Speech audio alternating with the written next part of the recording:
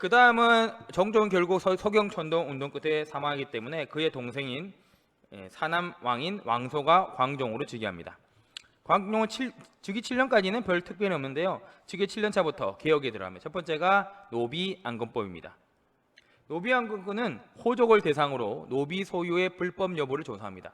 불법으로 취득한 노비 희방을 하거나 원래 주인에게 돌려준 방법을 했는데요. 이를 통해 호족의 경제적, 군사적 기반을 약화시키고 국가의 재정 기반과 왕권을 안정시켰습니다. 이게 엄청난 반발을 가져오긴 합니다. 두 번째는 왕권 강화죠. 황제들만 쓰는 광덕, 준풍이라 연호를 쓰고요. 백관, 신하들의 공복을 제공합니다. 공식적인 복장을 제공해주죠. 그때 자단 비록이라 해서 등급에 따라 옷을 입게 다르게 해주죠. 그리고 드디어 916년에 황제를 칭하고 개경을 황도, 서경을 서도로 칭하면서 황제 국가의 면모를 보입니다. 그러나 이렇게 새로운 세력을 이렇게 개혁을 했지만 자기를 지지 기반이 필요합니다. 그래서 후주, 귀화인, 쌍기 등을 통해서 8번의 과거 시험을 실시합니다. 이때는 보통 공시나 호족 합격자는 별로 없고요. 옛 신라, 후백제 출신, 중부 지역 출신들이 합격 많이 했어요. 그래서 이들이 호족 대신 새로운 관료 집단으로 등장하게 됩니다. 노비안건법에 대해서 74쪽에 나오는데요. 이때 사료를 보면 광용 7년에 노비를 조사하여 옳고 그름을 분명히 밝히다 발명하였다.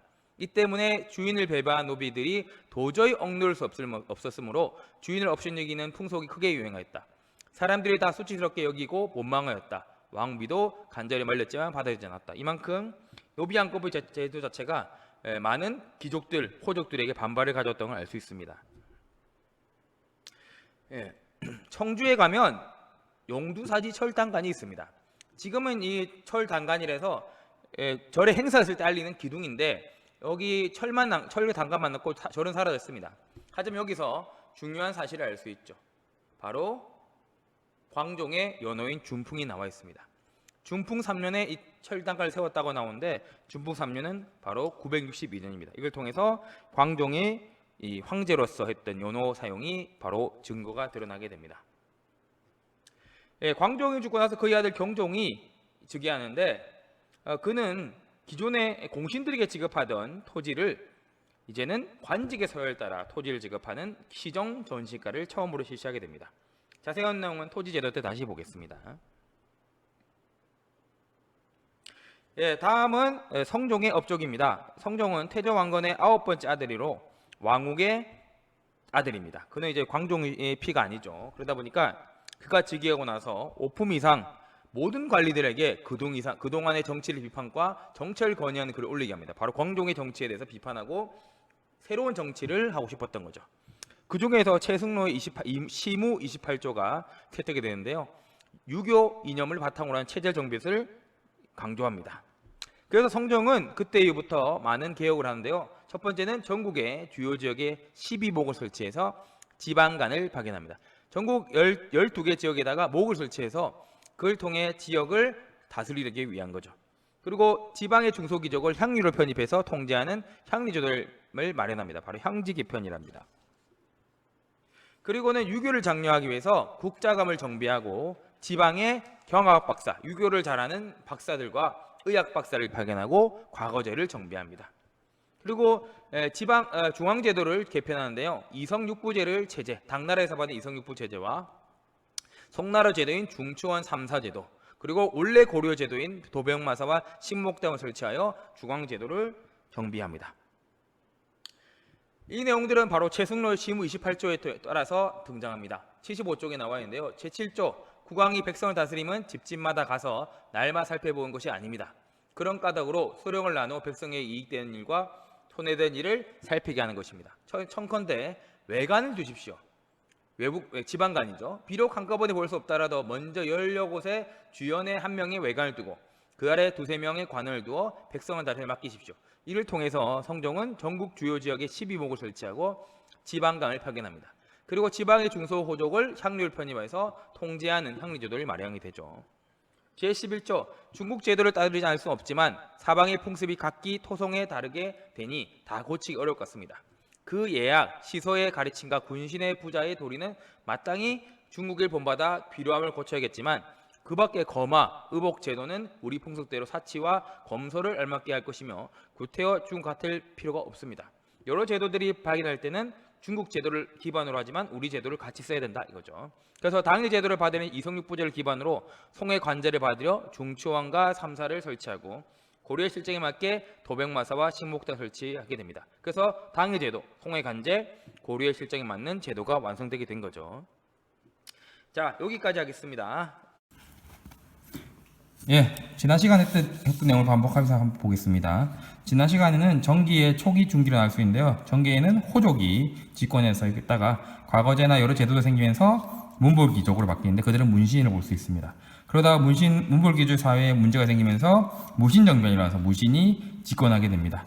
그러나 몽골의 침입으로 무신이 싸우다 결국 무신이 몰락하고 후기 때는 건문 세력, 친원적 세력이 아닌 건문 세력이 집권하고 있지만 그들 비판하는 새로운 사대부와 신흥 무인 세력이 결국 다툼이 되고 조선이 신진 사대부와 신흥 무인 세력으로 건국되게 됩니다.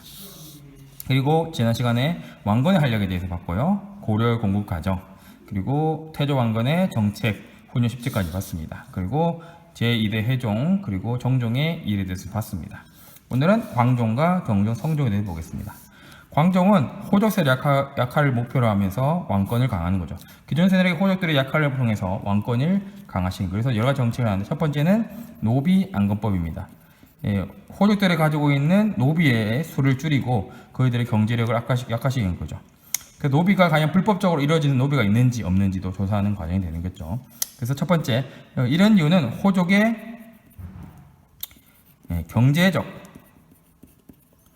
군사적 약화를 가져오고요. 그와 더불어서 국가의 재정 기반을 키우게 됩니다. 그리고 더불어서 왕권이 강화되겠죠.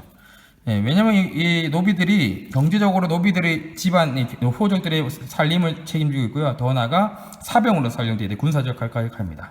노비가 해체되면 노비들은 결국 평민이 되기 때문에 세금을 내는 되기 때문에 국가적인 기반이 되고요. 그걸 통해서 호족력이 약해져서 왕권이 강화되는 거죠. 그리고 왕권 강화를 위해서 보여주는 여러 가지 모습이 있습니다. 첫 번째는 광덕과 준풍으로 보이는 연호를 사용합니다. 그리고 관백의 백관의 공복을 정하는 거죠. 그래서 관리들의 등급을 정하는 거죠. 옷에 따라 등급 정해서 자단, 비록 색깔로 정해서 구분합니다. 그리고 황제를 칭하고 개경을 황도로, 서경을 서도로 명하면서 황제로 정확히 즉위하게 되죠.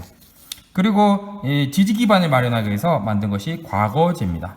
그래서 후주의 귀화인 쌍기 등을 시험관으로 삼아 실시하면서 호족국 대신 새로운 관료 집단을 만드는 거죠. 이를 통해서 신라, 백제, 중부지역 출신들을 모아서 그들을 통해서 기존의 호족들을 감시하고 견제할 수 있게 되는 거죠. 그래서 광종은 권력이 엄청 센 황제 국가로서 힘을 기르게 됩니다.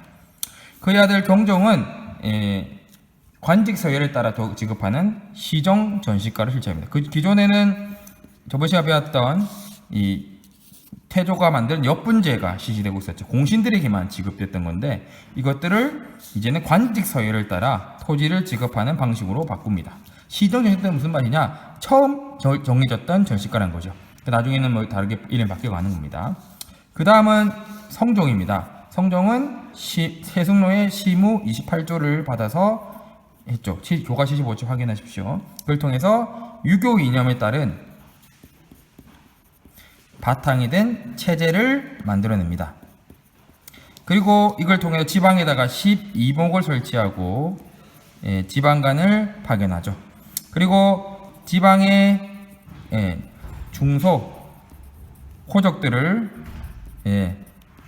향리로 편입해서 통제하고 향직을 기편하게 되죠. 그리고 유학을 장려해서 국자관 과거제를 정비하고 지방의 경학박사, 의학박사를 파견하게 됩니다. 그리고 중앙제도로서 당의제도를 받은 이성육부제, 송해제도는 중추원, 삼사를 설치하고요.